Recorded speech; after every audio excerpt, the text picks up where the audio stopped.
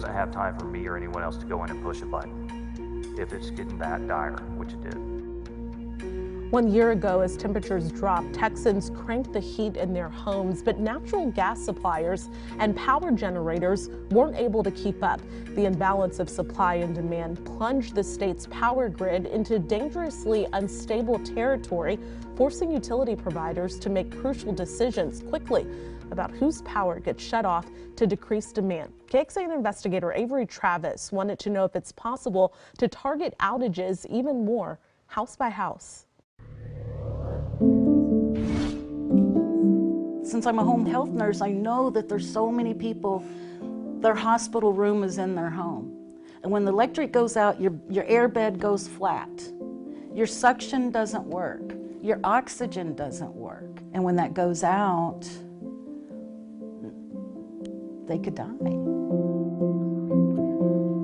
Colinda Meza and Sherry Jones know this all too well. Their 87-year-old mother, Connie May, was living with Meza during the 2021 storm. When they lost power for days, Connie May's urinary catheter froze, and she passed away. If it happens again, my fear is that it's going to be in the same spot as it was last year.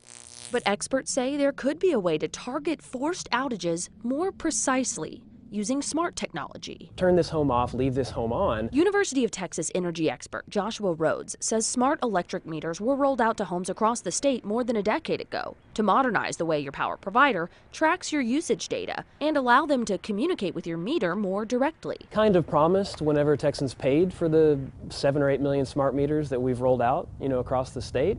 And it's not really a reality that we've seen. But Rhodes says the state still doesn't have the rest of the back-end infrastructure that would be needed. The internet cable is not big enough to carry all of the millions of commands that it would have taken. I mean, it's like trying to download a movie on like a dial-up connection. 100 miles east of Austin, another team of researchers at Texas A&M University is looking at other kinds of smart technology. You might be able to prioritize some of the more essential needs of the energy during those times. The idea is, instead of shutting off power to entire areas to decrease demand during a crisis, what if we could remotely disable all of the less urgent energy needs, such as running dishwashers or your washer dryer, in order to keep more life-saving things powered on?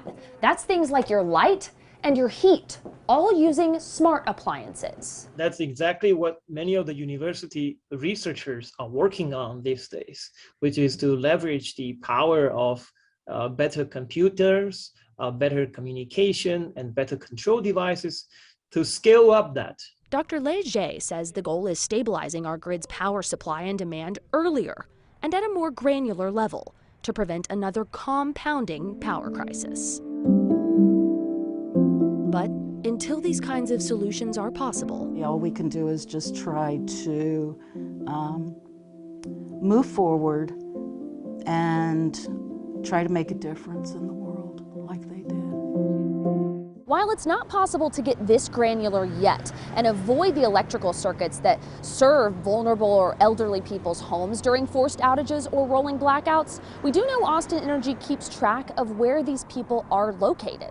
We learned that during last year's winter storm, they served about 220 people on their medically vulnerable registry, and they connected with about 145 more people who had previously inquired about the program.